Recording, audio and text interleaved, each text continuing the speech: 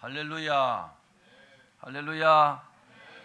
설교는 굉장히 중요합니다. 설교를 이제 그냥 앉아서 들으면 들리는 것 같지만 사실은 듣지 않는 사람들이 많이 있습니다. 무슨 말이냐? 설교를 건성으로 듣는 사람들은 이 설교에 아무런 영향도 받지 않습니다. 그런데 정말 주의 말씀으로 사모하면서 간절한 마음으로 이렇게 들으면요, 우리 안에 들어가서 이 설교가 생명이 됩니다. 그래서 정말 설교를 잘 들으시면 그 설교 한 편이 여러분의 인생을 바꿀 수도 있습니다. 크게 아멘 합시다. 그러니까 설교를 집중해서 들으시고 꼭 큰 은혜 받기를 바랍니다. 한번 따라 합시다. 우리가 가져야 할 자존감. 우리가 어떤 자존감을 가져야 될까? 여기에 오늘 말씀에 초점을 맞추시고 말씀을 들으시면 여러분의 인생이 복된 인생으로 변화가 됩니다. 백조 알 하나가, 무슨 알요? 백조 알 하나가 오리알 가운데 섞여 있다가 같이 부화를 했어요. 근데 부화를 딱 하고 보니까 오리 새끼는 어때요? 키가 짝달막하고 그리고 털에 기름기가 잘잘 흐릅니다. 오리가요, 물 위에 딱 뜨는 이유가 털에 기름기가 막 흘러요. 그리고 아주 다부지게 생겼어요, 오리 새끼는. 근데 백조 새끼는 어떠냐? 키가 훤칠하게 큰데 좀 생긴 게 좀 별로예요. 털이 까칠까칠하고 백조 새끼는 그렇습니다. 그리고 생김새는 아직 볼품이 없어요.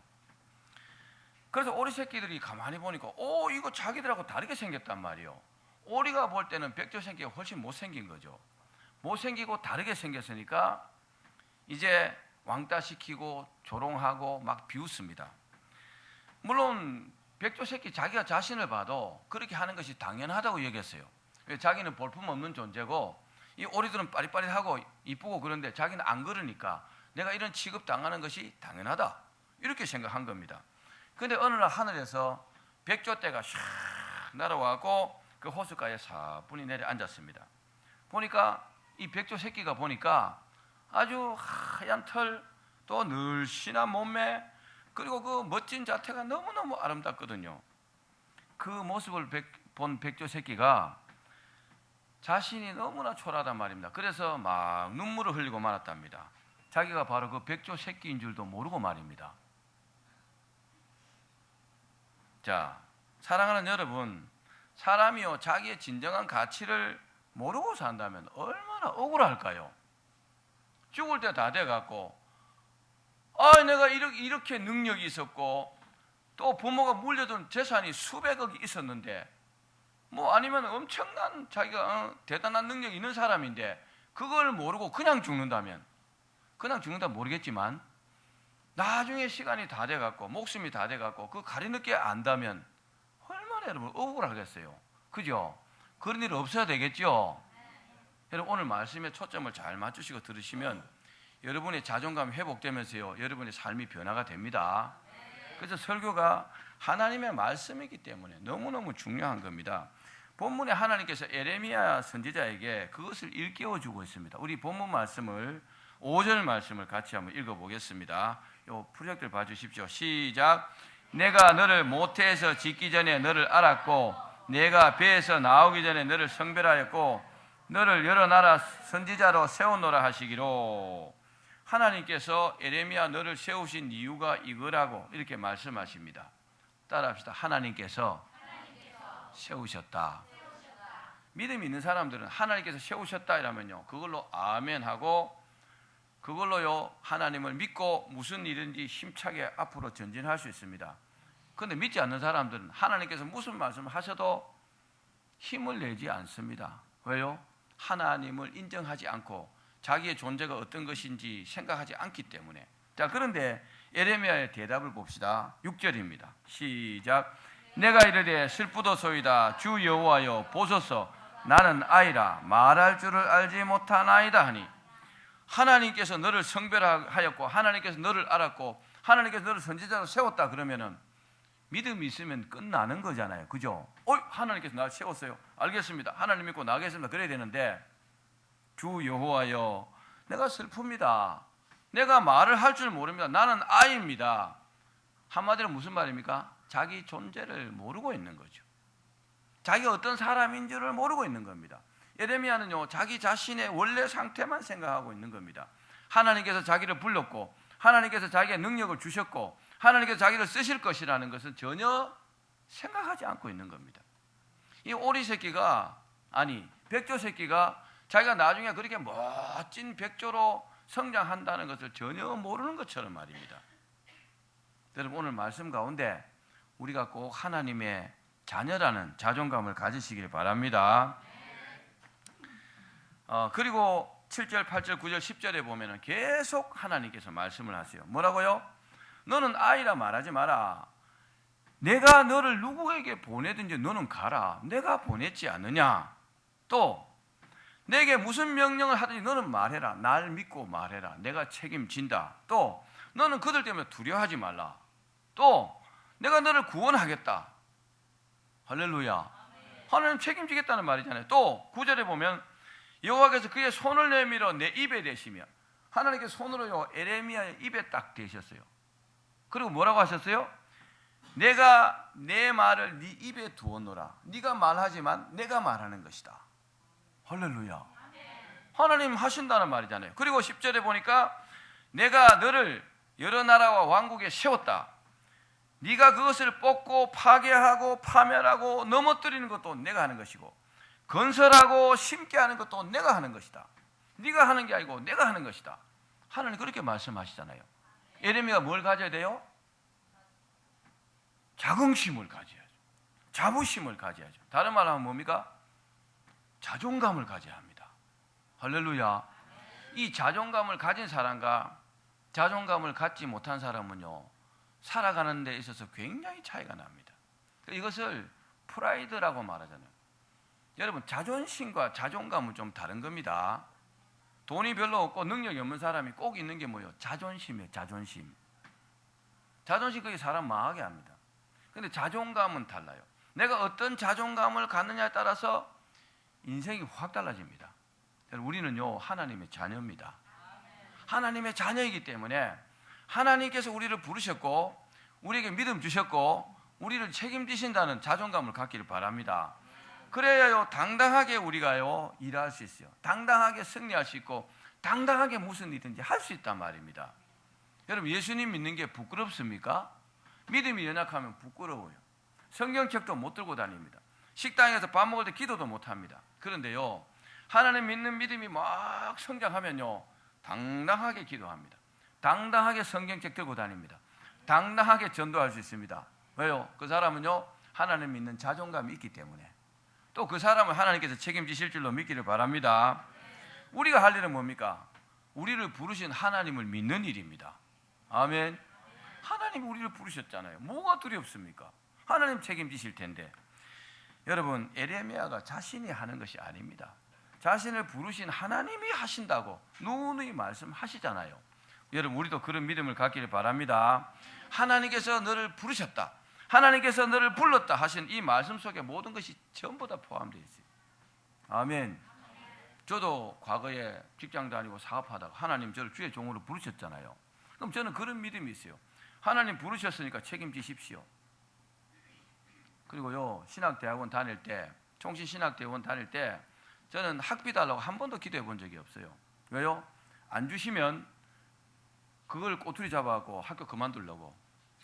하나님 부르셨으니까 학비도 안 주시면서 무슨 저를 불렀단 말입니까? 저는 이런 배짱이랄까 믿음이니까 그런 게 있어요. 그러니까 돈 달라고 안 했어요. 그런데 항상 남게 줬어요. 그러니까 뭐 꼼짝 못 하는 거잖아요.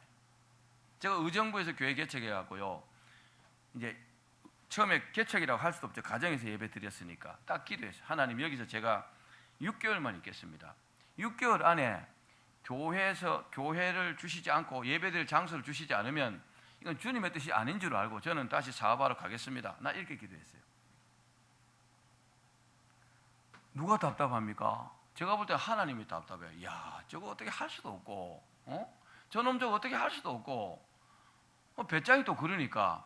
그런데요, 거기에 제가 2001년도 1월 31일 날 이사 갔어요. 근데요, 시흥동 교회로 언제 온지 압니까? 2001년 7월 31일 날 이사 왔습니다. 딱 6개월 만에. 날짜도 하나 안 틀리고. 그러니까 막 꼼짝 못하고 빼도 박도 못하게 이제 근데 그 다음부터 그런 기도 안 했습니다. 맞을까 봐서. 여러분, 하나님이 부르셨습니다. 이거 믿으셔야 합니다. 따라합시다. 하나님께서 나를 부르셨다. 믿음 생활하면서 자존감을 갖는 것은 굉장히 중요합니다. 아멘. 자존감을 갖지 못하면요, 열등감으로 가는 지름길입니다. 저는 주의 종이니까 하나님 저를 부르셨다고 확실히 믿고 또 그렇게 응답도 받았지만 우리 성도들도 마찬가지요. 내가 하나님의 자녀인데, 그렇죠? 내가 하나님 부르신 하나님의 자녀인데 이런 자존감을 가지시길 바랍니다. 자, 열등감을 가지면 어떠냐? 하나님과의 관계에서 하나님과의 관계까지 가로막게 됩니다. 문제가 생기도록 만듭니다. 괜히 의기소침하고 기가 폭 죽어 있으면요, 될 것도 잘 안 됩니다. 그리고 결국 이 열등감은요, 대인관계까지도 많은 문제를 일으킵니다. 자신감 있게 사람을 대하지 못해요. 당당하게 하지 못합니다. 여러분, 하나님의 자녀라는 자존감을 가지고 당당하게 대하는 것은 교만과는 다른 겁니다. 아멘. 교만은요, 이 사람이 원래 그렇게 하면 안 되는데 자기는 막 자랑하고 내세우는 거지만 본래 우리가 하나님의 자녀이기 때문에 당당하게 말하고 당당하게 행동하는 겁니다. 다르죠, 그죠? 그리고 이 열등감은요, 결국 대인관계도 문제를 일으킨다 그랬잖아요. 그래서 오늘 말씀을 통해서 우리가 목표를 뭘 정해야 되느냐? 내 자존감이 회복되기를 여러분 말씀으로 받으셔야 합니다. 여러분, 자존감이 회복되는 귀한 시간 되기를 축원합니다. 그럼 자존감이란 게 뭘까요? 자존감이 뭐냐? 자존감이란 말은 줄임말입니다. 준말인데 존중감이란 말이에요. 한번 따라합시다. 자존중감. 자, 이게 무슨 말이냐? 자신이 사랑받을 만한 가치가 있는 존재라는 겁니다. 아멘. 우리는 사랑받을 만한 가치가 있는 존재라는 것이 자존중감입니다. 내가요, 막 그냥 뭐 어떤 자기 자랑을 하는 것이 아니라 원래 내가 하나님의 사랑을 받도록 창조되었다는 겁니다. 믿기를 바랍니다. 또 내가 어떤 성과를 이룰 만한 유능한 사람이라고 믿는 겁니다. 아멘. 내가 이 일을 확실히 해낼 수 있다는 그런 어떤 자신감입니다. 그게요, 그게 뭡니까? 바로 자존감입니다. 다시 말씀드리면 자신을 어떻게 바라보고 또 어떻게 느끼는가에 대한 스스로의 가치평가입니다. 그러니까 이런 게 잘 되는 사람들은 할 수 있다고 생각합니다. 아멘. 할 수 있다고 생각하는 것이 굉장히 중요합니다. 어린 아이들도요, 이 어릴 때 이 자존감을 확 살려주면 굉장한 자신감이 있습니다. 그래서요, 막 애들 기가 죽지 않고 당당하게 합니다. 그럼 교만과는 다른 겁니다. 원래 내가 그런 존재이니까. 아멘. 내가 원래 그런 존재라는 겁니다. 얼마나 여러분 자신이 만만하겠어요. 여러분, 오늘 말씀에 큰 은혜 받기를 축원합니다. 이 자존감에서 중요한 요소가 몇 가지가 있어요. 그 중에 하나가 뭐냐? 소속감입니다. 따라합시다. 소속감이 중요하다. 이 소속감이 확실한 사람은요, 어린 시절에 부모나 형제 자매 또는 주변 사람에게 충분한 사랑과 그리고 보호를 받았기 때문에 성격이요, 긍정적으로 형성됩니다. 그리고요, 분명한 소속감을 갖습니다. 내가 이 가정의 가족이라는 것에 대한 어떤 굉장한 소속감을 갖고 있어요. 우리 성도들도 믿음 좋은 사람들은 은성교의 성도라는 것에 대한 굉장한 소속감을 갖고 있어요. 할렐루야. 흐지부지한 사람이 아니라 내가 은성교의 교인이야. 아멘. 내가 우리 아버지 아들이야. 내가 우리 어머니 아들이야. 굉장한 소속감을 갖고 있단 말이에요. 그런 애들은 잘못되지 않아요. 근데 소속감이 없는 아이들은 가족이 뭐 별로 중요하지 않습니다. 그래서 자기 하고 싶은 대로 하는 거예요. 엄마 아빠 말도 안 들어요. 왜요? 소속감이 없기 때문에 그런 거예요. 여러분, 우리는요, 하나님께 소속된 사람들입니다. 그러니까 그 소속감이 확실한 사람들은요, 자존감이 생길 수밖에 없죠. 난 하나님의 자녀야. 하나님께서 날 지키신단 말이야. 하나님 날 보호하신다. 할렐루야. 이와는 반대로 사랑받지 못하고, 어릴 때 사랑받는 게 굉장히 중요합니다. 사랑받지 못하고 또 나는 갈 곳도 없다. 우리 엄마 아빠 날 사랑하지도 않아. 내가 이 가정에 내가 무슨 필요도 없는 사람인데 그런 사람들은요 부정적인 자아상이 막 생깁니다. 그리고 자신감이 없게 됩니다. 대인관계가 원만하지 못합니다. 결국은 인생을 실패하게 됩니다. 여러분 가족이 소중합니다. 우리 교회 성도들도 소중합니다. 한 사람 한 사람 소중하지 않는 사람이 한 사람도 없어요. 저 사람도 없어졌으면 좋겠다. 그렇게 생각하면 안 됩니다. 그렇게 말하면 안 됩니다. 그것은 정말 나쁜 사람이에요. 우리가요 예수 그리스도라는 이 구원의 방주에 함께 탄 사람들입니다. 이런 소속감을 갖기를 바랍니다. 그 다음에 따라합시다. 나는 꼭 필요한 존재다. 이렇게 생각하고 말해야 합니다. 나 같은 것이 뭐 내가 할 줄 아는 게 뭐 있다고. 나는 못해. 나는 필요 없는 사람이야. 그러면요 자꾸 겉돌기 시작합니다. 그래서 믿음 생활도 딱 교회 중심부로 들어오셔야 돼요. 그래야 여러분 큰 복 받습니다. 그 다음에 세 번째는 뭐냐? 자존감이 높은 사람은 삶 속에서 당연히 자신감을 갖습니다. 아멘. 자존감이 여러분 높으셔야 합니다. 자존감이 높다는 말은 믿음도 좋다는 것도 되겠죠, 그죠? 그런 사람들은 항상 자신감을 갖죠. 나는 할 수 있다고 생각합니다. 할 수 있다고 말합니다. 근데 막연하게 할 수 있다고 생각하고 말하는 것과 자존감으로 그렇게 말하는 것은 차이가 많이 납니다. 여러분 자존감으로 그렇게 할 수 있다고 말해야 실제로 할 수 있습니다. 그냥 입으로 할 수 있다 하다 보면 그렇게 되기도 하지만 사실은요 자존감이 강한 사람은 자존감이 높은 사람들은 당연히 할 수 있는 거죠. 그러니까 두려워하지 않습니다. 무슨 일이 겁내하지 않다 말입니다. 그래서 그 일을 할 수 있는 겁니다. 세상이 얼마나 불확실합니까? 얼마나 불투명합니까? 그래도 여러분 하나님 믿고 자존감을 갖기를 바랍니다. 그런데 자존감이 낮은 사람은 어떠냐? 이 사람들은 생활 속에서 항상 부정적인 모습으로 나타나요. 뭐든지 자신이 없어 해요. 또 부정적으로 말합니다. 또 그렇게 또 행동합니다. 이 사람은요 자신이 어떤 가치가 있는지도 잘 몰라요. 어떤 능력이 있는지도 모릅니다. 아까 그 백조 새끼처럼 말입니다. 자기가 백조 새끼인데 그 오리 새끼들에게 왕따 당해갖고 면박당하고 왕따 당하고 조롱당하고 그러면서도 맞아 나 같은 게 뭐 원래 그렇지 이렇게 사는 거죠. 전혀 그렇지 않습니다. 백조가 크면 어떻게 돼요? 멋있는 존재로 변화가 될 텐데. 할렐루야. 우리는요 오리 새끼가 아니고 백조 새끼입니다. 어찌 보면. 아멘. 오늘요 이 백조 새끼의 틀을 벗고 백조로 거듭나기를 바랍니다. 그래서 오리 같은 것들은 아이고 이건 뭐 비교가 되겠어요? 인물이 비교가 되겠어요? 몸매가 비교되겠어요? 가치가 비교가 되겠어요? 우리가 그런 하나님의 자녀라는 사실을 믿기를 바랍니다. 이런 부정적인 자아상을 가진 사람들은 어떠냐? 거울이 있죠. 이렇게 보면은 겨울이 쫙 평면일 때는 내 모습이 그대로 보입니다. 근데 거울이요 잘못 만들면 이렇게 굴곡진 게 있어요. 굴곡진 게 보면 내가 키가 작은데 크게 보이기도 하고 키가 큰데 옆으로 펑퍼짐하게 보이기도 하고 굴곡된 거울이 그렇거든요. 그러니까 자기 모습을요 꼭 굴곡된 뭐 거울에 비춰서 보는 것처럼 이렇게 왜곡되게 보인다는 겁니다. 그래서 우리 생각을 바꾸셔야 합니다. 오늘 여러분의 생각들을 완전히 바꾸셔야 돼요. 나는 정말 복받은 하나님의 자녀라고 바꾸셔야 합니다.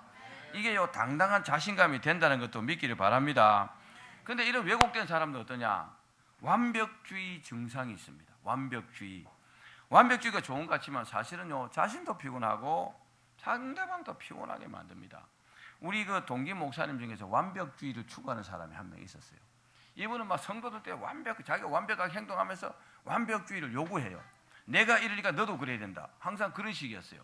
근데요 수요 예배 시간에 목사님 이게 예배를 드리면서 대표기도 하잖아요. 그죠? 집사님이 대표기도 했는데 강대상 밑에 딱 이렇게 꿇어 앉아 있었어요. 꿇어 앉아 있다가 그만 잠이 들고 말았습니다. 기도 다 끝났는데 안 일어나요, 목사님이. 그럼 아무한 기도도 안 일어나니까 우리 찬송 한 곡 부릅시다 하고 같이 찬송을 불렀어요. 찬송 다 끝날 때까지 안 일어나니까 가서 깨웠대요. 완벽주의를 추구하는 사람이 얼마나 창피한 겁니까?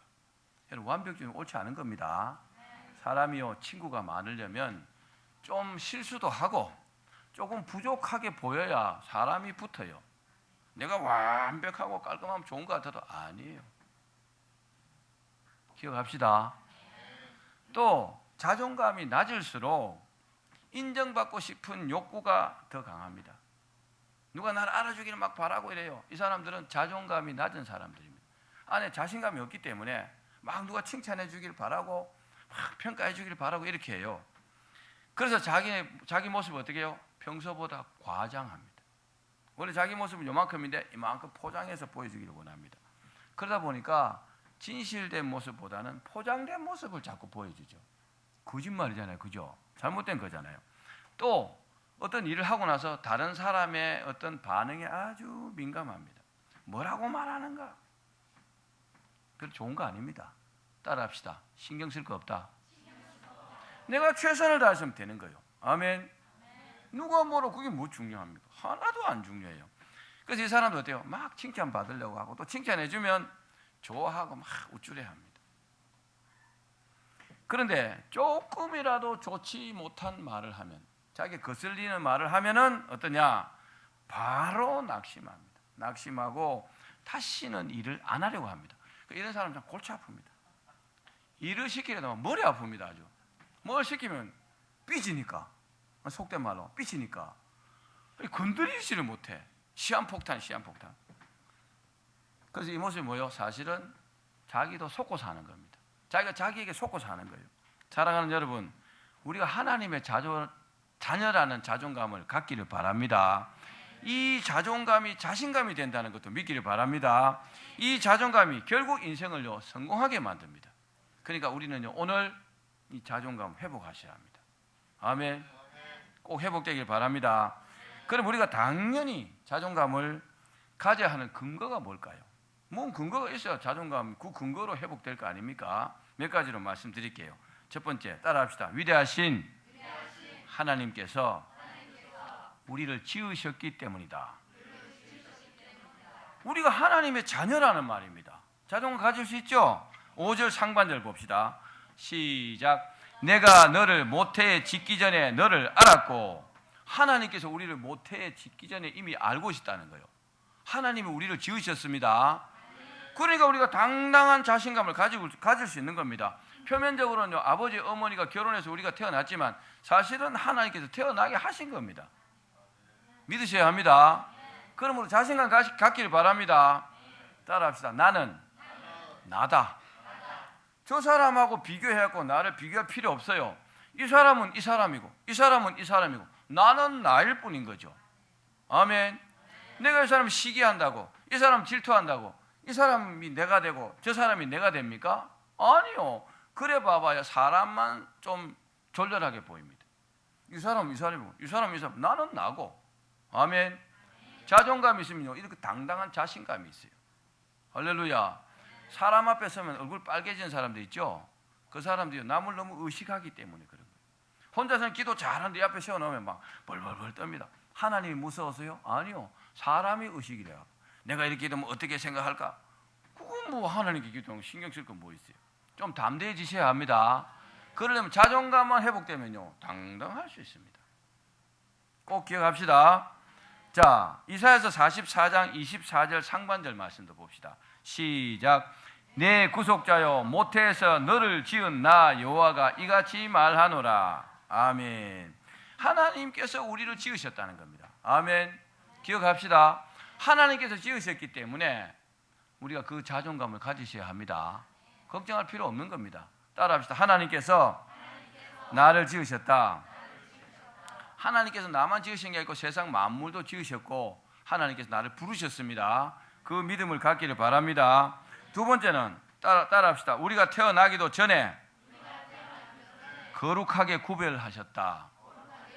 자, 5절 중반절입니다. 시작. 내가 배에서 나오기 전에 너를 성별하였고. 그러니까 성별이란 말은 거룩하게 구별했다는 말이거든요. 우리 어머니 뱃속에 있을 때 태어나기도 전에 하나님께서 이미요 거룩하게 따로 별도로 챙겨놨단 말이에요. 아멘. 이걸 여러분 믿으셔야 합니다. 그러므로 이 자존감을 가지면 굉장히 당당할 수 있어요. 어디 가서 뭐 괜히 벌벌 떨고 두려워하고 부끄러워하고 그럴 필요가 없단 말입니다. 아멘. 여러분 믿기를 바랍니다. 우리는요 하나님께서 특별히 성별에 놓은 하나님의 자녀들입니다. 이걸 믿으셔야 합니다. 그러므로 우리는 세상과 구별된 특별한 존재라는 사실을 아셔야 합니다. 따라합시다. 나는 특별한 사람이다. 우리는 구별된 사람이다. 구별되었잖아요. 어떻게 해요? 우리는 천국 갈 사람으로 이미 구분되어 있잖아요. 이 땅에서 천국의 은혜를 맛보면서 사는 사람들이잖아요. 할렐루야. 세상 사람과 완전히 다른 겁니다. 북한이 막 저렇게 위협하고 이리저렇게 하죠. 그래도 하나님 허락하지 않으면요 총알 한 방 쏠 수 없습니다. 참새 두 마리가 한 아사레온에 팔리는 게 아니냐. 그러나 그 한 마리 떨어지는 것도 하나님 허락 없으면 안 된다 그랬어요. 하나님은요 우리 머리털까지 세고 계세요. 아멘. 세상이 물론요 종말을 향해서 달려가고 있습니다. 지진도 많이 나고 기근도 있고 전쟁도 나고 테러도 있고 이게 전부 말세기적인 현상이에요. 그러나 전부 하나님 허락하심 속에 이루어진 일입니다. 그러므로 두려워하지 마십시오. 무슨 일을 하든지 염려할 필요가 없다는 사실을 믿기를 바랍니다. 세 번째는 따라합시다. 하나님께서 우리를 세우셨다. 하나님께서 우리를 세우셨다는 겁니다. 자, 5절 하반절입니다. 시작. 너를 여러 나라의 선지자로 세웠노라 하시기로. 하나님께서요 에레미야를 여러 나라 선지자로 세웠다는 겁니다.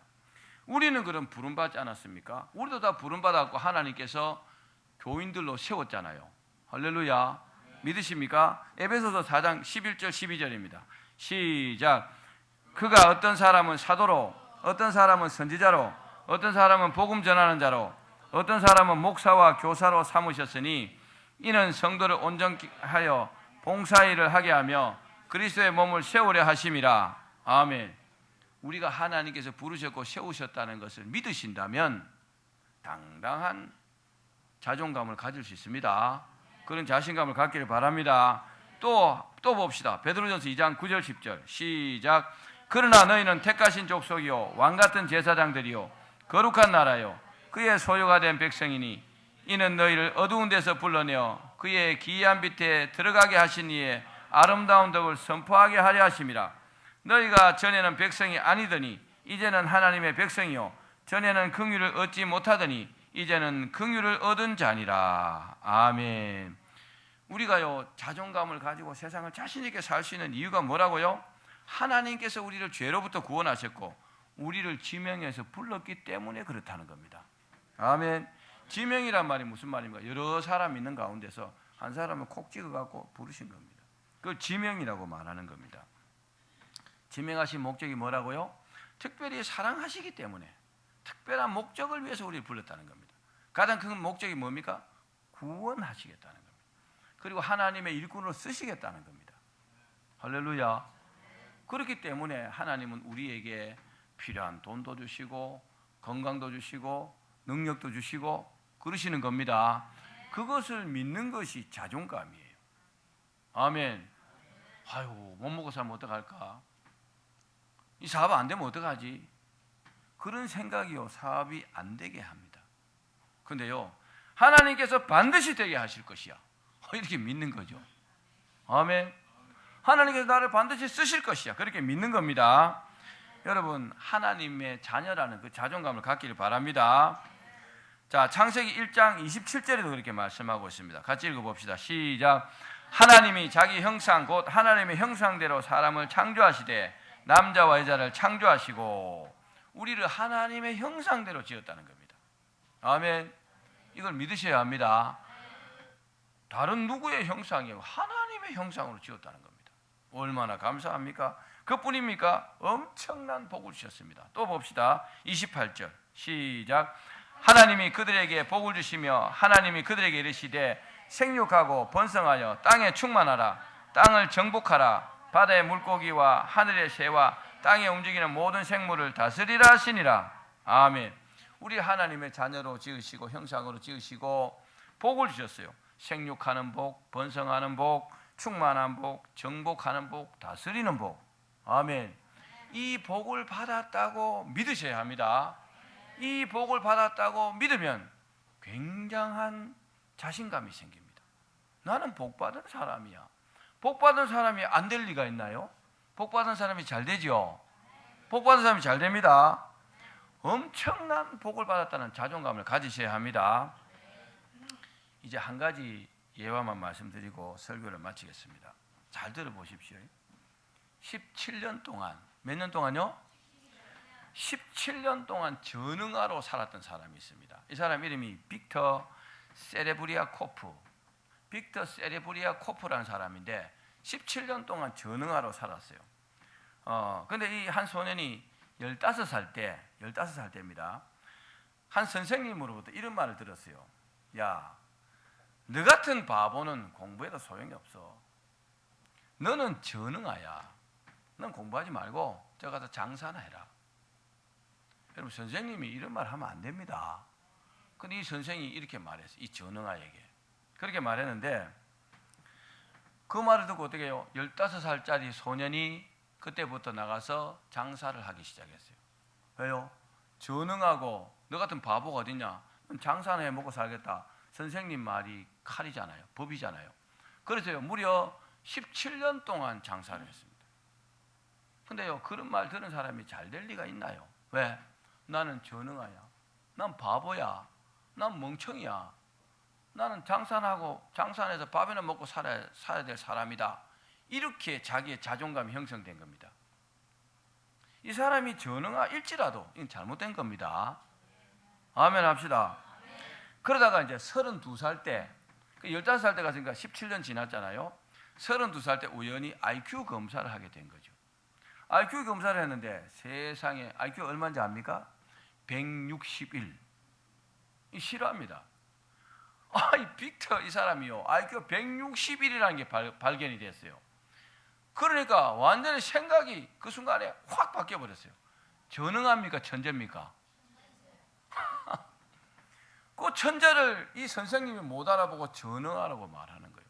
천재들은 뭔가 좀 행동하는 바가 좀 다르겠죠, 그죠? 오판할 수도 있어요. 그래도 그렇게 말하는 선생님이 잘못했죠. 17년 동안 고생 바가지를 했으니까. IQ 160이라는 사실을 이제 32살에게 탁 한 겁니다. 그때부터요, 행동이 완전히 확 바뀌었어요. 어떻게 해요? 천재처럼 말하고 천재처럼 행동했습니다. 또 천재라는 것을 아니까 생각이 싹 바뀐 거예요. 그죠? 당연하잖아요. 그리고 자기를 바라보는 눈도 달라졌어요. 난 천재야. 한번 따라합시다. 나는 천재야. 그렇게 말하고 다니니까 나는 바보야. 바보야. 그렇게 자꾸 말하면 진짜 바보처럼 행동합니다. 아니야, 난 천재야. 빅터 인생이 완전히 확 바뀌어버렸잖아요. 완전 전능하다, 바보다, 멍청이다. 장사안에서 밥이나 먹고 살다가 죽을 거다 이러다가 아이고 선생님이 정말 뭘 잘 몰라. 난 천재인데. 따라합시다. 나는 천재인데. 그러니까 늘 시인하고 다녔어. 난 천재야. 난 누구보다 이걸 잘할 수 있어. 내가 천재적으로 이걸 해낼 거야. 그렇게 말하고 시인하고 다녔습니다. 근데 그 다음부터 삶이 완전히 확 바뀌었다는 거예요. 완전히 180도 바뀌었어요. 그래서 이 사람이 뭘 했냐? 그때부터 연구해갖고 책을요 막 엄청나게 많이 썼어요. 책을 많이 읽은 게 아니고 자기가 책을 썼다 이 말이에요. 책이 막 불티나게 팔렸어요. 그리고요 머리가 좋으니까 특허도 내고 또 사업도 아주 크게 성공했고 엄청난 부자가 되었다는 겁니다. 나중에 IQ 148 이상들이 모인 곳이 뭐냐? 멘사 클럽이라는 게 있어요. 멘사 클럽. IQ 148 이상 되면 이렇게 이 사람이 검사해가지고 멘사 클럽 회원증을 줍니다. 근데 그 멘사 클럽의 회장까지 지냈다고 합니다. 할렐루야. 여러분 빅터의 일을 기억하십시오. 우리가요 엄청나게 복받은 사람이고 엄청난 능력이 있는 사람들이에요. 그렇게 생각하셔야 합니다. 그렇게 생각하는 것이 옳은 생각을 하는 거예요. 왜요? 하나님 우리를 이렇게 만드셨다니까요. 하나님께서 우리를 그렇게 부르셨다니까요. 아멘. 오늘 에레미야가 엄청난 착각을 하고 있는 거죠. 나는 아이라, 나는 말할 줄은 모릅니다. 하나님께서 뭐라고 말해도 자기가요 인정하지 않아요. 그러면요 하나님의 능력이 그에게 나타나지 않습니다.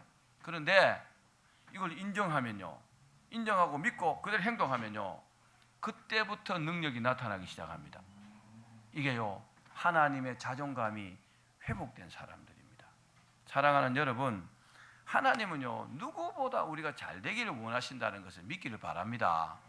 하나님께서 우리 하나님의 자녀로 하나님의 형상으로 만드셨어요. 또 부르셨잖아요. 다 능력을 주셨다니까요. 그럼 우리가 어떻게 하면 돼요? 하나님께서 우리를 부르셨고 능력 주셨고 내가 하나님의 자녀고 하나님의 형상이고 하나님의 일꾼이라는 사실을 믿고 그 자신감으로 당당하게 살아가면 우리에게는요 놀라운 은혜가, 놀라운 일들이 일어난다는 것을 여러분 믿으시기 바랍니다. 따라합시다. 나는 하나님의 형상이다.